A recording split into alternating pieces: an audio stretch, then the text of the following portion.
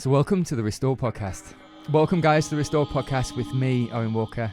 I've got another fascinating guest today on the podcast. So this gentleman is a legend in his own right. I've been observing him from afar in a number of ways whilst he's been kicking my ass in yoga studios across London. He goes by the name of Andy Black. Welcome, mate. Good afternoon. Good afternoon. How you doing? I'm all right. It's Good. Friday afternoon. It is Friday afternoon. Chance to kick back. But you've been off all week. I have been off all week. That's true. I've just had my first tattoo, first ink, First ink. which needs to heal. Yeah. Hot yoga sweating is not Ideal. the most ideal place to be. So we take a break from hot studios while it recovers. Yeah, indeed. So just give us a bit of background on you, Andy. So you're a yoga trainer. A yoga trainer. Yeah, we were speaking earlier about this. Well, I trained as a teacher 5 years ago. I can't even think when it was. 2014 November, something like that. Yeah. Did my 200 hours training and threw myself into it full time pretty much. Yeah. So which is where I've been heading to since we get here, really. Yeah. 5 years of it. Yeah. Around London. Goodness knows how many classes. I suppose it's roughly about 10 to 15 a week, so It's a lot you of do time. the maths. Yeah, a lot of time. A lot of time. Yeah. So Andy, what I wanted to just look at today is just your perspective on a couple of things, really, because I'm really interested in psychological well-being and self-care. And I think we both not necessarily have arrived at that place, but it's a journey. And I just want to get your perspective on that journey, but also where you are right now, because I find your tattoo a very interesting analogue of exactly where you are psychologically, because we were talking about it. So I'm going to revisit it again through the process of order and chaos, because we both of us deal with this interplay between order and chaos. Yeah. Where are you on that spectrum at the moment? I'm teetering on the journey towards the crest of the wave between order and chaos, coming from a place of order. For those of us listening, well, this is everyone, isn't it, really, apart from people who know me. My tattoo is yin yang. It's a big thing on my chest. You can sort of see it. Yeah, Tiger, check that bad boy out. rabbit. So, Andy's left pectoral is humming right now with the tiger, a rabbit. So the rabbit is order, which is wrapping, kind of terrifyingly hugging the yang, the light of the yang, and the tiger is the chaos. Tiger's kind of peeling off at the moment, but underneath will be beautiful. It's 5 days old tattoo. Yeah. So coincidentally, because I was really struggling with the theme for the tattoo, it was going to be yin and yang for ages, but I couldn't settle on like the design, because I knew nothing about ink either. So I went into this place, a really cool place in Dalston, Songblur, highly recommend. And they recommended an artist, and then the girl there was like, "Why don't you have some tribal?" And I was like, "What's tribal?" And then it was all this like, kind of tribal tattoos, and they're kind of generic and they're very 90s, and well, there are a lot more indigenous cultures as well, but so there's all those political issues with appropriation of that, but also they're pretty generic, or the kind of swirly of course stuff. It could be on anyone's arm. And also that it wasn't me, and I sat with it for a month because I booked the session and I didn't really know what I was going to do with the two serpents, basically. And then I texted the tattoo guy, like, going, "Can you forget about the tribal design, because I'm not having that." And then I was just literally like, what am I gonna do? Because I don't want just a symbol, but I do want something that's creative. So I don't know what happened. I just ended up going like, "What year are we?" I didn't even know what year I was. What are you? Well, I'm 79. So is that the year of the? I don't know. Mongoose? No, Mongoose. It's not a mongoose. It's probably I don't know what it is. Year of the panther. You can look it up. Year of the sex panther. Filming. No, it's but probably anyway. I just googled what I'm on, and it was like, "Oh, you're the rabbit," and it was like, that's perfect, because that is the order. And the whole point of this tattoo, I'm rambling a bit, is that I wanted to encourage more chaos into my life. Yeah. I'm too ordered. I'm kind of chaos averse.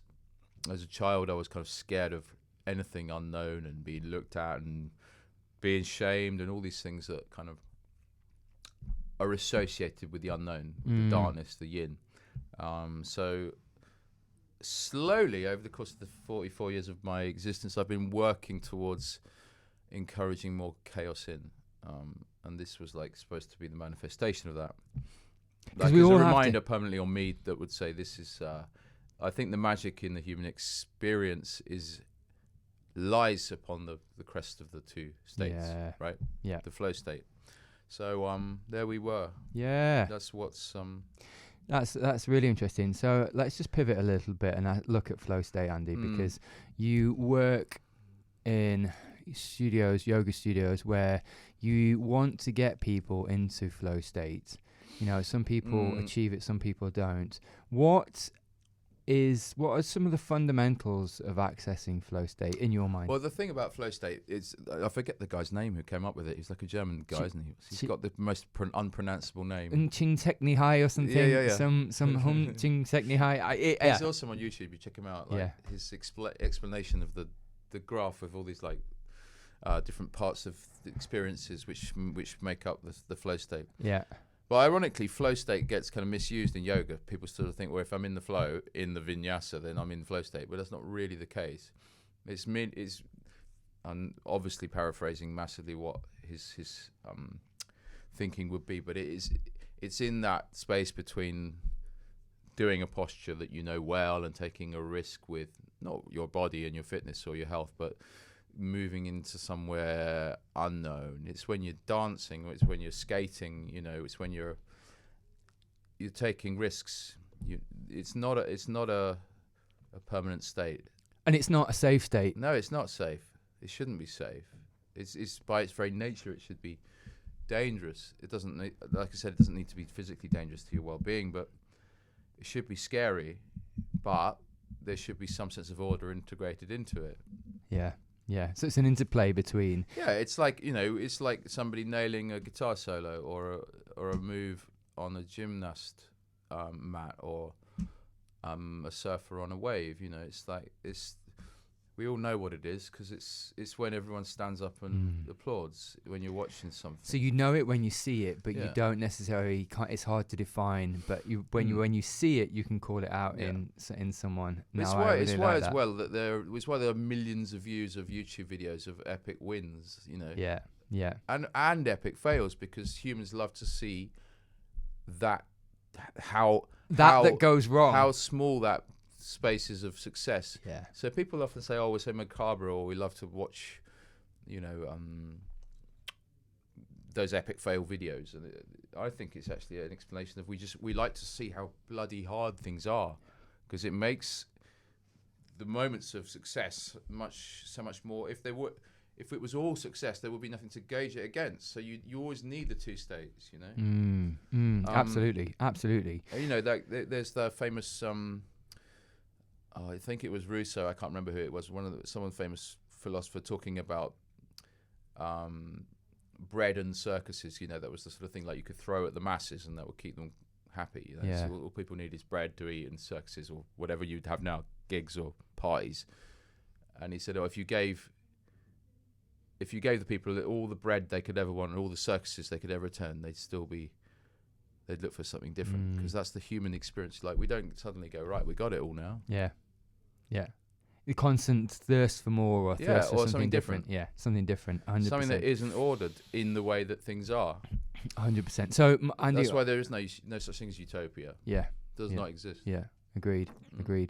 So looking at that, Andy, just in the concept of getting yourself into the right cognitive frame of mind, both either for yoga or to push yourself beyond yourself into a place of unknown. Mantras and cognitive switches and or triggers. Mantras. You're probably talking to the wrong person because I'm the worst meditator in the world.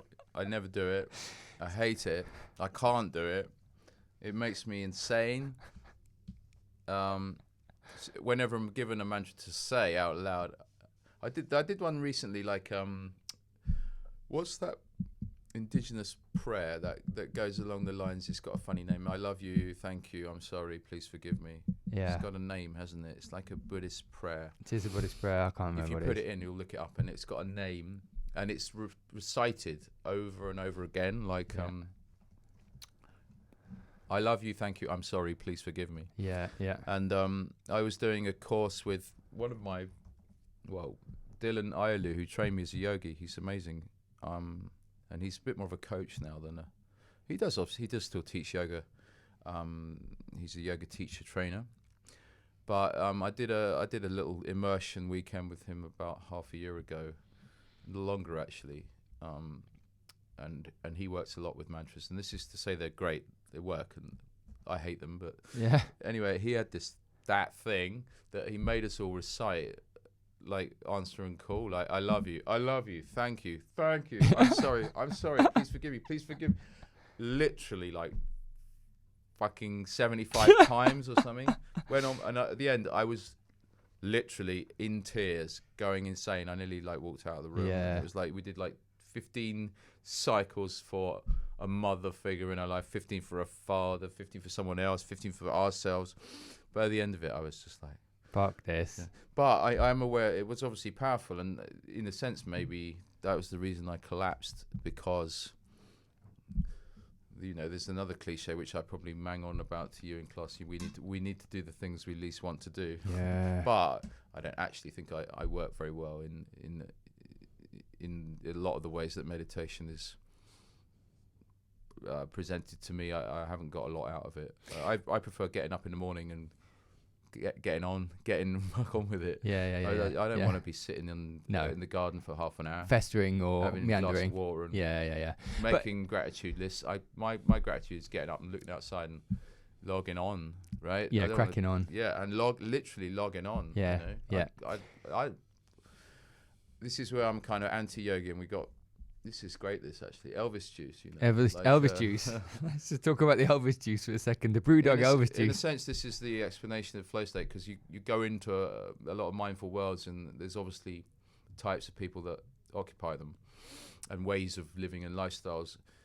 And I'm instinctively, I've always been like, why do we have to do it that way? Can't we do it some other way? So I'm always rebelling in some way, even though I struggled to integrate chaos for a lot of my life. I'm gay, and I didn't come out till I was late 30s, maybe 40 actually, which is the ultimate invitation of chaos into come out, because it's, whether or not you're living in a prejudiced society, and I wasn't, and I didn't have anyone to be worried about rejection from. But still, it's insanely chaotic to stand up and say, "This is me." You're right. Even if it's like, "Wow, we love you anyway," it's really chaotic. Yeah. And when I was growing up, it probably was still, there was other things that suggest it was safer not to. But so I've lost my train of thought now. But just around mantras. That was and around mindsets. But and so just let me get back to it. This yoga, the yoga world is generally surrounded by people that do things in one way. Yeah.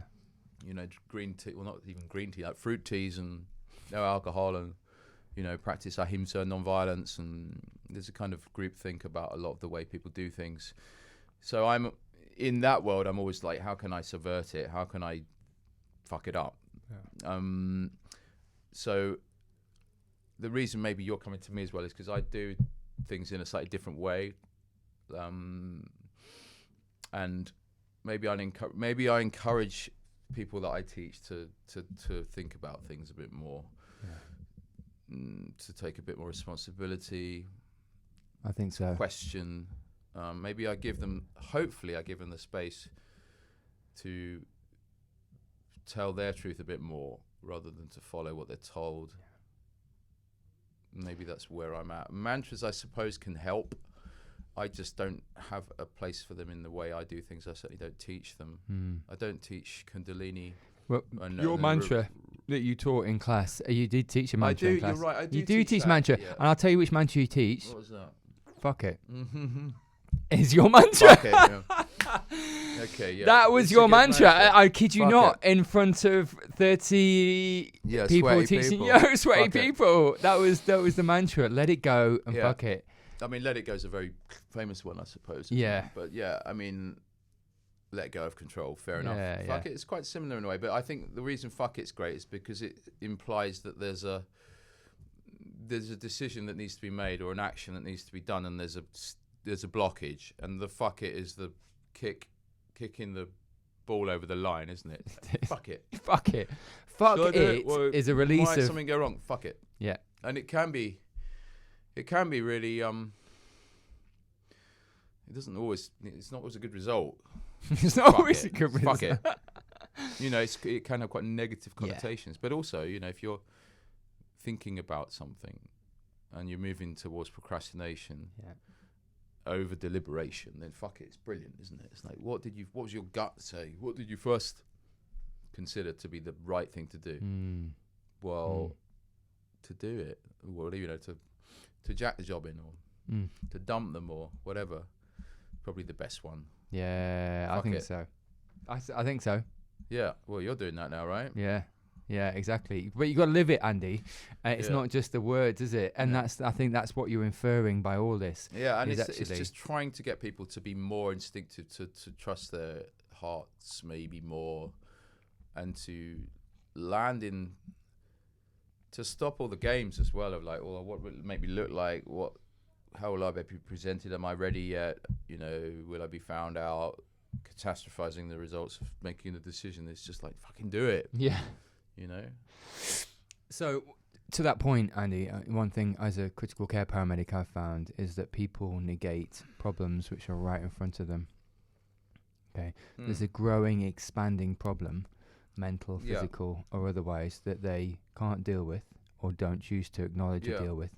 But this problem grows and grows and grows and grows until it bleeds out, until they can't ignore it. So I think what you're saying is deal with it now, or it will deal with you in the long term. And I go to people that can't deal with drug addictions, that can't deal with that personality problems or mental health problems, which grow and grow and grow because they haven't been dealt with at source. At root, and they end up being dealt a hand that they had control over for so many times, but actually chose not to deal with it. It harks back to order and chaos, because if you don't deal with it in a place of order, the chaos will ensue, and that drug overdose will get you, or the alcohol overdose, or something. But it's dealing with the source. So the mantra is actually something around, actually, fuck it, I'm all in. I'm all fucking in on this. Like, there's no part of this I'm not in on. And actually, what I'm going to do as a consequence of that is deal with everything on my doorstep right now. To the point where so it's not going to deal with me downstream or down effect. But then release it.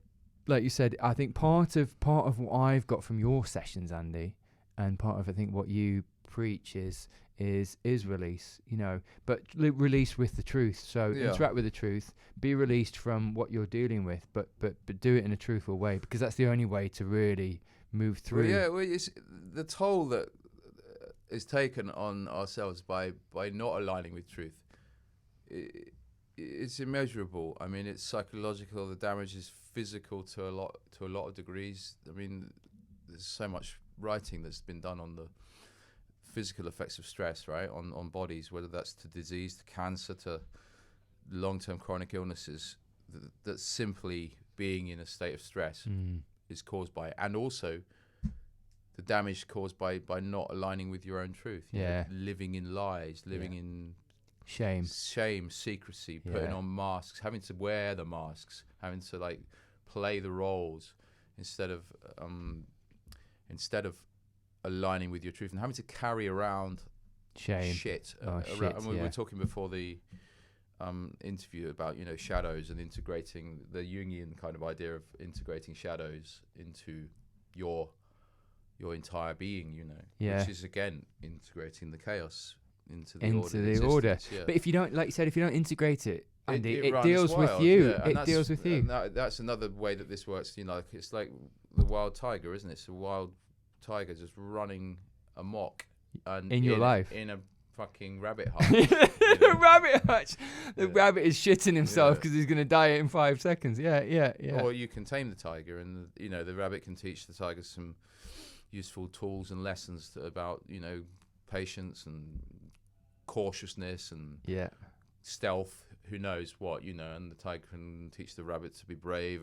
So I think there's a lot of really good work that, it's really simple, isn't it? When you've done any semblance of work on yourself, you know that most psychology and self-care at some level, especially in the first few sessions of whatever you're doing, involves turning over stones, of picking away the layers of whatever you've carried through your life. It always, and that's why there's the psychological cliche, isn't it? Tell me about your mother, because that's often, not always. It's not saying it's not all to do with the mother, but that's become the cliche, hasn't it? When someone goes, "Oh, my wife's killing me," or my boss is awful, or I'm being bullied. It's like, tell me about your mother.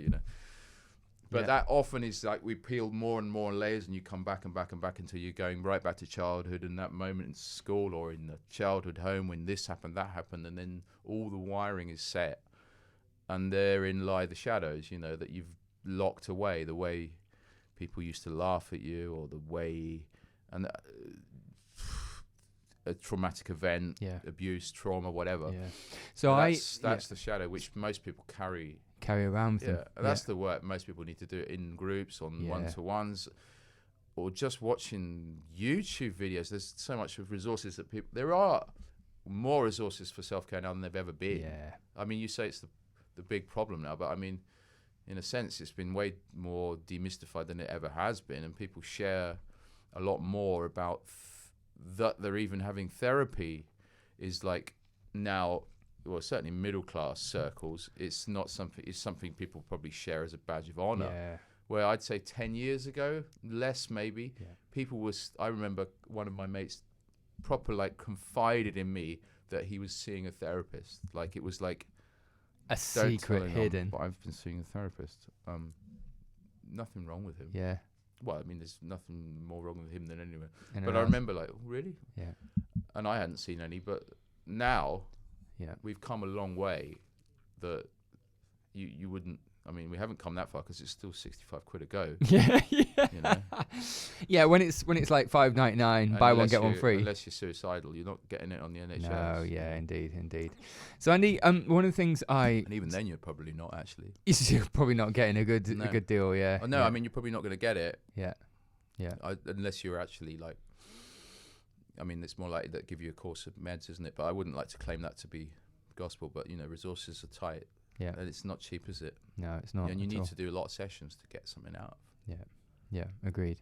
So you talked about shame before, Andy. Just your interaction with shame. So, did you feel shame about your sexuality as you went through your 20s and 30s? I mean, I suppose I internalized homophobia to an extent against myself. But I think the shame actually is not so much about being gay. I think it's more to do with shame is such a powerful emotion, and for most of us it's something way earlier than something to do with sexuality. It will be that you stood up in class and everyone laughed at you because you were wearing the wrong clothes, or you fell over, or you brought the wrong homework in, or you were bullied or whatever, or you had a weird this or that. And shame is that completely crippling sense of like failure and rejection and abandonment. Shame is like the most powerful thing that can happen to anyone. And I wasn't bullied. I'd had like a really cotton wool upbringing, but there were definitely certain episodes, events that wired me to be terrified of everyone looking at me, possibly everyone laughing at me, and then catastrophizing that forward to a point where I was rejected by everyone and cast off, I suppose. That sense of rejection. And abandoned. Abandonment. And the catastrophizing thing, how it works. That they'll reject me, then I won't have any friends, then I won't find any more friends, and then my parents will and eventually it goes to the point where you're like dead, basically. So shame is like shame, I suppose, came before any sense of sexuality, and but it wired in me the sense in which we need to protect ourselves. We need to protect ourselves from, as in me, standing out, drawing attention to ourselves, being looked at, being different. We need to stay under the radar. That's the best way we can survive. That's the survivalist thing, the human instinct. It's like how best do we get through this crazy thing we call life? Yeah. And the order says avoid chaos. Yeah. Chaos is standing up in school and going, I fancy boys. Obviously that was never going to happen. So we keep that in a box. Yeah. Put that in a box, which is going to deal with you, but eventually. But then you do the whole thing about I got this. Yeah. I did actually get it because I got away with it. I didn't get it. Yeah. Shame is I think one of the most powerful. When I worked that out with, and I worked this out with my therapist, I did some work on myself last year, and I realized that was what it was. It was shame. Shame. Yeah. And I wasn't bullied, and I wasn't abused. I had it's self-shame more so than external shame. There were I catastrophized all of the incidents and episodes kept coming, and to the point where it was like I had no tools to integrate chaos whatsoever. Yeah. I was just like, I just would be like, fuck, it's coming at me from all angles. Just run away. Yeah. Put a mask on. Yeah. So that I suppose and that I managed to suppress my sexuality for 20 fucking years, and I had a good time in the closet, Yeah, in the closet. I wasn't I wasn't married with kids, but I had channeled my energy into music and friends and socializing, and I was I had a really good time. Yeah. I'm not recommending it, but I think I channeled my energies in other ways, so I didn't just fester. Yeah.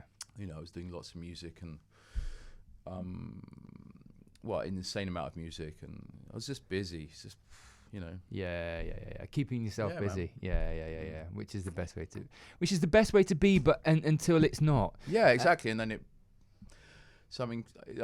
what shifted was I trained to be a yogi. That's what shifted. I mean, you would look at the timeline. I was in a punk band called Skinny Lister for 2 years, 4 years before, 5 years ago, which was awesome. It was like traveling the world. I was playing mandolin, electric guitar.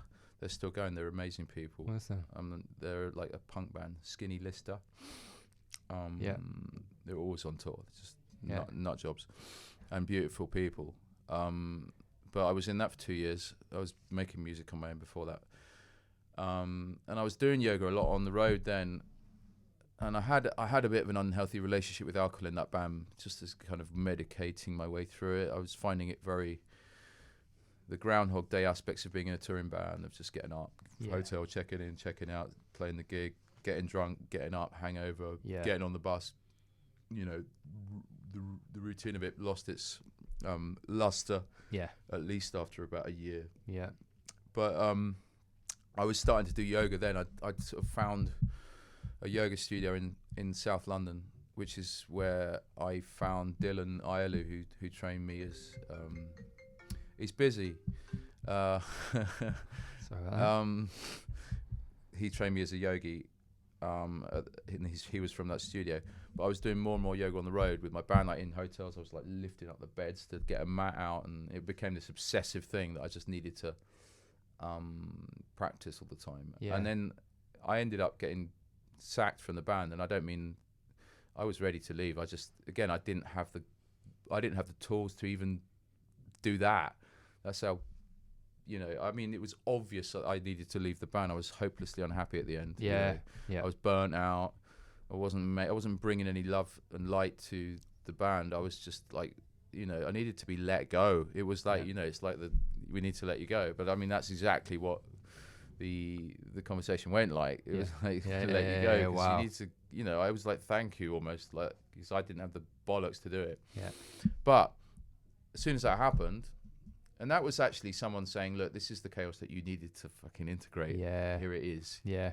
You're not in this band anymore. Yeah, wow. And then I was like, I must have been lying on the mat.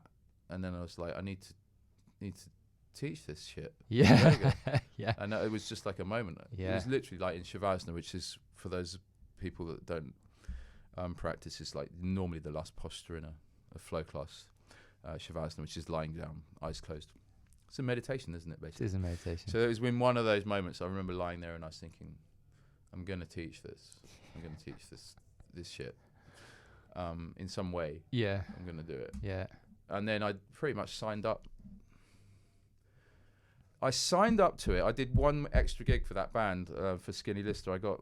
We parted company, but I think they had a gig that the new guitarist, who's actually the old guitarist, couldn't do, which is in the Reaper Barn, which is like a crazy red light district of, where is it? It was like where the Beatles used to hang out, and there's loads of red light bars, and we were doing a gig there, and it was like my last gig. It was like, oh, that'd be nice, I'd come and do that. As a little swan song. And I remember walking around in the night, you know, probably before the gig or maybe just after. I was on the phone to Dylan because I was a bit late to sign up to his training thing in London, and I was like, I'm in an hour, and like, well, I've missed the early bird. I was trying to get him to give me a discount. I thought, I'll do it if he gives me a discount. And then he was like, if you want to do it, you'll do it, or something like that. Like, you're not getting a discount. And I was like, like totally blew my, like, I was ready to like, well, okay, we'll see you later then. Yeah. I'll keep searching. Yeah. And then I just thought, fuck it, let's do it. Do it, And then I booked in then, did the course. It was like I suppose over a month intensive.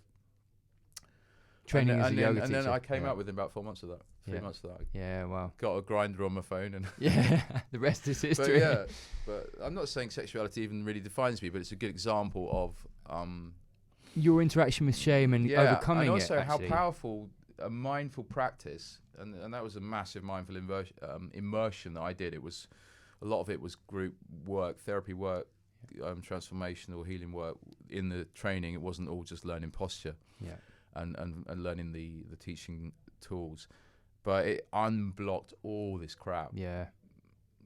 So that from the fundamental attribute of shame just came. Yeah. I mean, I didn't actually come out in the training. I didn't really share much in the group, but it all sunk in to the point where, and I was quite badly in debt as well, like through that period of being in the band, living beyond my means, and I probably wasn't very lucrative in the years before that. And I had like a lot of debt on credit cards, probably getting into 5 figures. Wow. And in the course of like 2-3 years, I paid everything off, and nearly went the other way. And I say that was all due to just unblocking something. And just everything just wow. went. I'm not saying that I haven't made some horrendous mistakes since, because I most likely have, and I haven't made the best choices with relationships, and certainly there's a lot of work that I'm still doing. I'm certainly not aligned with some perfect truth, but I shifted something massive through the work that I did on the yoga mat, and also in the group work that we did in my training. Would you say that the yoga mat is the place to do? I think. Would you say, Andy, that the yoga mat gives you access a little bit more, even if it's just a glimpse more of yourself? I think it encourages you to be more somatically connected, like with your own body, your physical form. It integrates the mind into the body, and many of us are carrying our bodies around with us, and we really only notice them when they are telling us things are wrong. We don't notice when they feel right.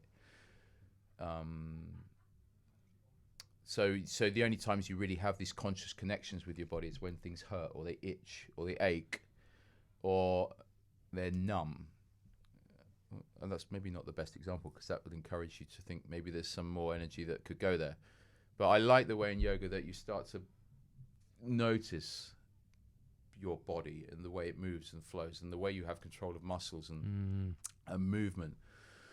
So you feel like a little more integrated into a physical form. That is all we are, really. Without that, we're just spirits, I suppose. Yeah.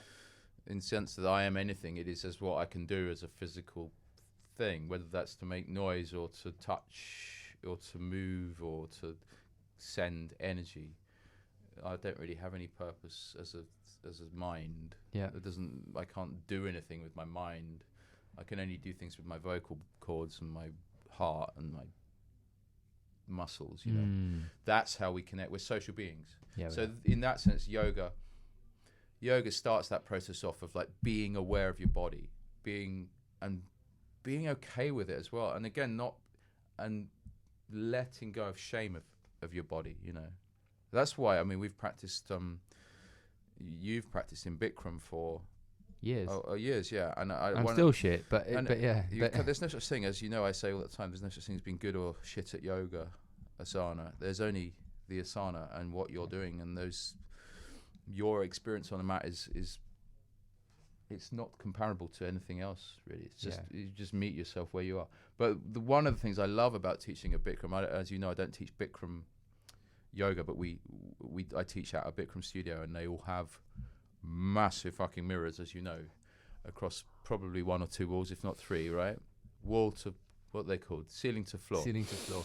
And a lot of yogis, and this is another thing that makes me like Bikram and not Bikram yoga, and I don't really want to go there in this chat particularly, but one of the things that I love about Bikram is that most yogis are very anti-mirrors, because they're like, oh, they encourage the worship of the ego, and they make us competitive, and they judge, and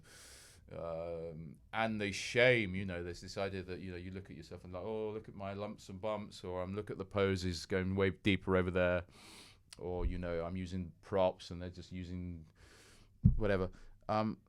What I think is a wonderful thing about the mirrors in Bikram is that they encourage us to be seen and to show up and to share and to sweat and to wobble. And there's a beautiful collective journey in the big classes that we do at the Bikram studios, where you learn to let go of shame, and you don't notice those superficial things as you start flowing, like, oh, I'm doing this better, or I'm holding it longer, or you're just in this space together, and you're lifting each other up, and you're holding space. You know, we talk about that all the time. You're not judging. So yoga in a group, I think, is immensely powerful when you actually show up and you allow yourself to be seen, and you allow yourself to shift. Oh, I'm losing my thread there, but there's something immensely powerful about yoga in a group class. Yeah. And I don't enjoy teaching one-to-ones, and that's probably shot me a few quid along the way, because I'm not particularly good at it.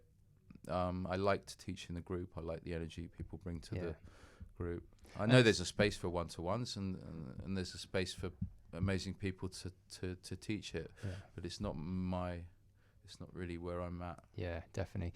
And just bringing it along, because I do fundamentally agree with you. I think it's a journey, and it's a collective journey that you go on. Even in a classroom, it's a journey.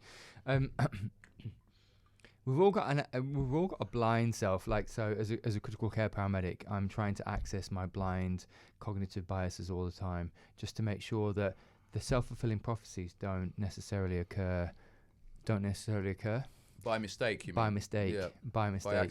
By accident. So, how do we access our blind self more? How would you access Andy Black's blind self more? Or how do you get other people to access their blind self more? Because having been in class, I've accessed areas of myself. I'm not blowing smoke up your ass. I'm being honest. I'm being honest. Yeah, I mean, stuff really shifts I think there's something about the intensity of a powerful vinyasa class, a powerful flow class, that enables us to access states that are difficult to access when we're not in that intensity. And I think we're both of us are intensity junkies, right? So we love the heat, we like the increased cardiovascular rate, the heat, the sweat, the heartbeat. We can access things through that intensity. Because it shifts the gear, doesn't it? It does shift the gear. I mean, for some people it isn't right. It's not appropriate, and there's some people that hate hot yoga, that absolutely hate it. And they soon learn that it's not for them. And great, find your flow.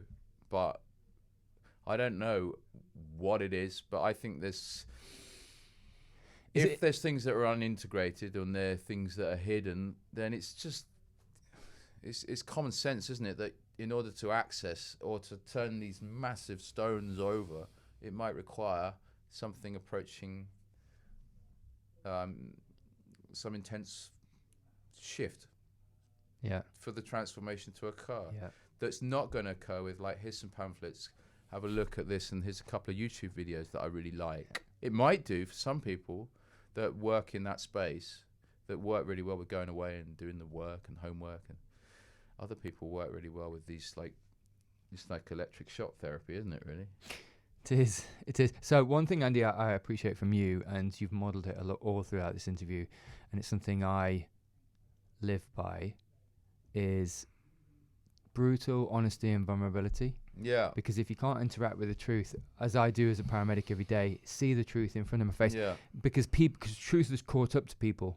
Well, yeah, it catches up with you if you don't integrate it. It catches up for you, doesn't it? Agreed. Yeah, that's one of the things we haven't really spoke about. But yeah, that's another thing that I worked out with my therapist. And this isn't to say I've done it now and I'm in it, but I have been endeavoring to align with the truth as much as I possibly can for the last sort of year or two. And that's not just in terms of, like, no more white lies or outright deceit, but in terms of being honest with myself and being aware of when I'm putting masks on, when I'm doctoring the receipt, I don't mean physically, but when I'm, well, I suppose so, I'm self-employed, but when I'm putting on seasoning to the story I'm telling, not like lying about the specifics, but there's a massive cost to not aligning in truth. It's much easier, and I'm not succeeding at all. I've almost certainly messed up one of my only 2 relationships through not aligning with truth, through playing. I wouldn't say playing games, because that makes it sound like it's like a malevolent. Through just not having the bollocks to be honest, because again, I'm so wired to protect myself, and to protect myself, I'm wired to think, hold up, don't tell the truth. How best do we protect ourselves from being abandoned, from being shamed, from being rejected? What's the best way to do that? It's not by telling the truth. It's by we'll change the. We'll change the narrative, change the story. We'll manage the narrative. We'll adapt it. So it's like the Truman Show, isn't it? Yeah. It's just because it keeps playing out. It plays out. But that's my default, and I have to keep coming back to going, whoa. Same. And I still fuck up all the time, and I don't tell the truth. But yeah, the fact that the things I've shared in this, which I know is going out, and I'm very likely share it if it's public on my, feeds, social media, 'cause I'm confident, and it feels so good to tell the truth. It does. Yeah. But, it's so empowering. It's just insanely powerful, and it feels safe to now as well. But I've done a lot of good work, but it is a constant. It's a constant. You certainly have never reached the end. And I'll probably get into a relationship at some point, and then I'll get back into that. How can we manage this? Yeah. How do I make myself look better? What can I get away with? All these ways of saying things, which are the same as lying. Yeah. And it's your daily interaction with reality, and because reality is the best version, it's the most powerful. Reality is all we have. Yeah. Right? So it's like the old. Good luck with trying to play your own game with the reality that we have in front of us.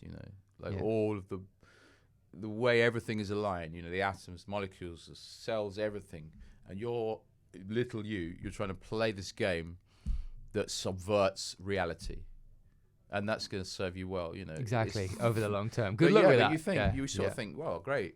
Yeah. I could do that. Yeah. And you still keep thinking that, and maybe that is the human condition. Is like. Yeah, we can do this. Like the impossible. Maybe there's a bit of that that's kind of cool that says, "Oh, that can't be done." There's no way. And then you say, "How are we going to do that? Fuck it." So that's the problem. Like all the lines get blurred, and you're not sure even what you're aligning with. But yeah, there's the truth thing is a super powerful tool. It's really powerful. Yeah. It's the most powerful, Andy. Yeah. I believe. And it's the most powerful thing that you can exchange and interact with. Yeah, and you can also practice it with the boring stuff, which isn't, the costs are not so great in not aligning with it, but it's really fun to play as a game. Like, instead of like doctoring the receipts about, well, what time did you leave, we still do it. Like, I left half an hour ago, because you actually left 15 minutes ago, but you want someone to think that you're actually not a little late and it wasn't your fault. And you make up stories about why you're late. You never say, oh, it's because I didn't get up early enough. You say, oh, because the trains were fucked. Well, why didn't you get up early? You would always change the narrative, wouldn't you, to make yourself look better. Yeah, exactly. Never say, oh, you always say that, don't you? Oh, the tube's fucked. Yeah. Sorry, I'm late. Yeah. Well, why didn't you leave half an hour earlier? Then it wouldn't have mattered if they were fucked. You would have got here earlier. Yeah, exactly. Yeah. But you wouldn't say that, because so that's the sort of thing I'm trying to do, like, to try not to. And when someone asks you if they want to do something, I used to sort of, to avoid being abandoned, to avoid being rejected, if someone said, oh, do you want to do something, like, I don't know, go out or come to something, instead of just going, I won't be able to make it, I can't make it, yeah, I would say, I've got this, all this crap. Yeah. Might be true, but I'm thinking along the lines of, they'll hate me, won't like me as much if I just say I won't be able to come. Not even I don't want to, or I can't. I won't be coming. Yeah. And just sit with that, with something really, but like, do you want to come to this show that's coming next week? A few of us going. I won't be able to make that. End of. I won't be coming. Yeah. And like, oh my God, how I can't say releasing that. that is. I can't say that because I think, that I don't like them, and I don't want to hang out with them. They'll want an excuse, they want a reason, they want something that seems that's even better than what they were offering, and then maybe they won't hate me and it'll be all right and I'll still be their friend. But just sit with those, like, I won't be coming. Yeah. End of conversation. Yeah. We're so shit at that. Yeah, we are. Especially as British people. Relationship, like, when that's just like a friend asking you out for, I don't know. But imagine how much more we do that in relationships where the costs of fucking up are not just that you might lose a friend, or they might not call you as much, that you'll get dumped, or you'll lose your house or your kids or whatever. So no wonder with the things that really matter, we're even more cautious about being honest, because the stakes is the word I was trying to think. The stakes are so much higher. Yeah, they are. So you're trained to think, I can't fuck this up, because the cost is high. So one thing you mentioned, Andy, which is really interesting, we'll come into land on this, is just what does it cost you as a person to interact not only with the truth but with your real self. So I was in a vinyasa class the other day, and we had a savasana, and in the savasana, it was an extended savasana. One of the girls started crying. Yeah. So she started weeping. Yeah. And the I've been there a couple of times. Yeah. With hangovers. Yeah. And so the teacher went over to the person and just put their hand on their forehead. Didn't say anything. Just let the girl weep. And I just thought that's a real powerful interplay of coming to terms with oneself, like, it's beautiful when you're exposed to yourself, and I think the teacher did exactly the right thing, but just put their hand on the forehead, didn't have to say anything, shouldn't have to say anything, but actually giving time with oneself to really engage. And if that's in the middle of a class, so be it.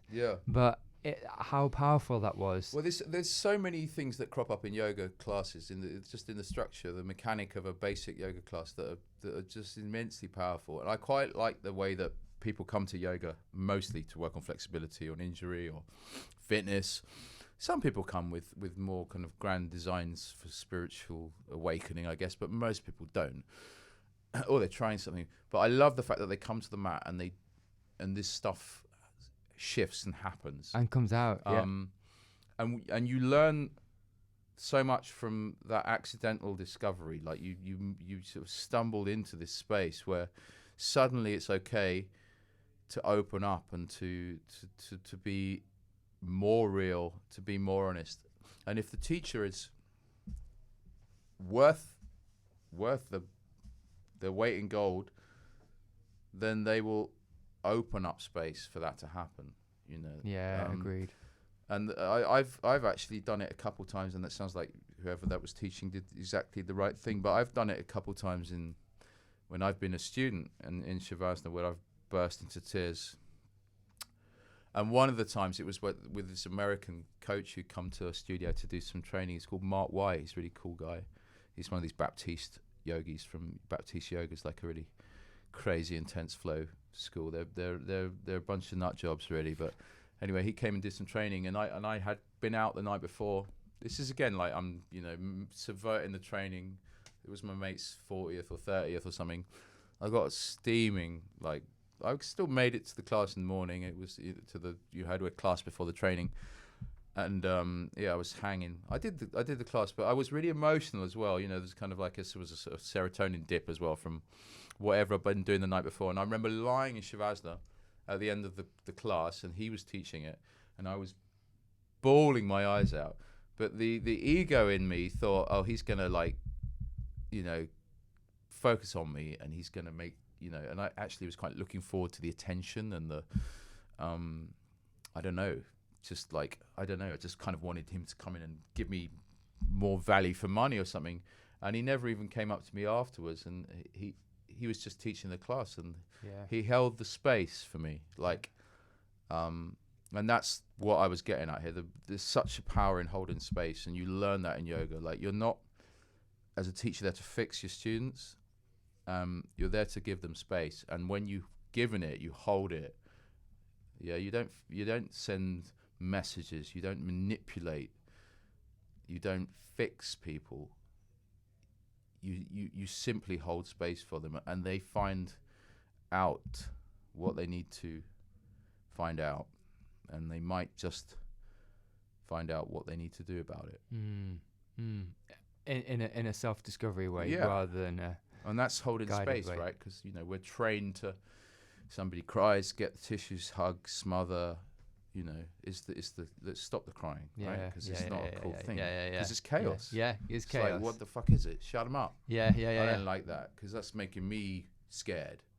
That's what it is, really, isn't it? It's like, because it's making me question what's going on. And that's why actually when you cry in a yoga class, a lot of the students are shitting themselves. Like, they're literally, like, their hearts are going boop, boop, boop, boop, boop, like, what the fuck is going on? Why are they crying? Why is no one helping them? Exactly. There's all this shit bouncing around. It's a really intense, visceral feeling moment when you're in a yoga class and someone is crying and the teacher is not doing like, are you okay? I mean, your one wasn't doing that. They were doing something very structured and laying of hands, whatever they were doing. It wasn't like, do you want to take some time out? No, come on, it's okay. To hold space is, again, it's a bit like the truth thing, isn't it? Like, I won't be coming tonight. Instead of the thing, and somebody literally just emptying themselves emotionally, not to just sit there with it, and to be okay with that raw emotion. But the other thing when you find in yoga, the last thing I was going to say about the power of a yoga class is what another yoga cliche, of which there are many, what shows up on your mat shows up in your life, and you start to see as you move deeper into your practice the themes and the patterns that roll through your class. The way you move around your mat, the faces you pull, the softness that there is in your jaw or the lack of it, and you start to see yourself embodying in the yoga practice how you embody yourself in your life. And with the mirrors in the Bikram studio, even more, it's staring you in the face. Sometimes you judge yourself, and I think there's nothing wrong with, judge is not the right word, but you witness yourself in all your glory and ugliness, and you see the way you land in postures. And I don't mean like, are they textbook or whatever. I mean the way that you flow and the way that you approach everything, the way you roll your mat up, or you see all this in little snapshots. So it's feedback. I think what you're talking about, Andy, is feedback. You have an internal feedback, both from how far you can push your body, but what you're describing is, and what I've felt, and you felt probably, is it forces the physical pain in your body, forces where you are in your mind, and it forces where you are from a resilience perspective as well. So yeah, it's just really interesting. It's very exposing. Yeah.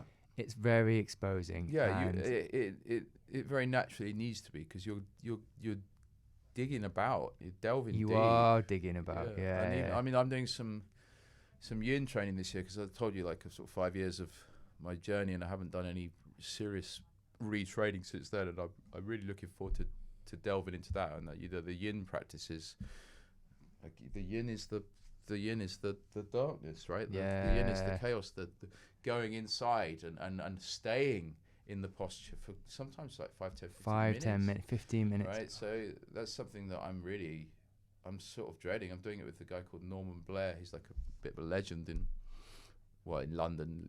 He teaches a lot of yin yoga. I'm really looking forward to that, and that will hopefully give me some really cool skills that I can share, and it would be nice to teach a bit of that as I get a bit older as well, because it's kind of slower, it's more grounded form of yoga. This doesn't make it any less, and maybe that's a good example. Yoga doesn't have to be like a boot camp. It doesn't have to be an insanity class to unearth and to turn these stones over, but it does need to go deep. Yeah, and search. And I think whatever we do, it needs to go deep. I think, there's so much to be said for actually going to things, to immersing yourself, and so give me the brochure or have a look, or here's some books to read, here's a reading list. Just dive in in some way and explore. Just chuck yourself in. Andy, we've been going for about an hour now, and I said we'd go for an hour and then I'd let you go. I wouldn't hold you ransom for any more. Listen, it's been fascinating getting your perspectives. Yeah, man, it's always good to chat. Listen, we always covered a few bases. Always, and I've been lying on that yoga mat thinking, I need to have a conversation with this man. And that's amazing. We've been trying to do this for like about half a year, right? Yeah, about half a year. I keep blowing you out. And I know. I wasn't even sure what you were trying to do at first. I'd sort of agreed to it, and I was like, and I'm massively grateful that I came to see you and we had this chat. Listen, it's been awesome. It's been awesome. I've really appreciated it as well, mate. So listen, thank you, mate, and just thanks for your time and energy. Peace and love. Cheers. Thanks, guys, and we'll check you next time on the Restore podcast. Feel free to leave a review or rate this podcast on the podcast channel. Many thanks.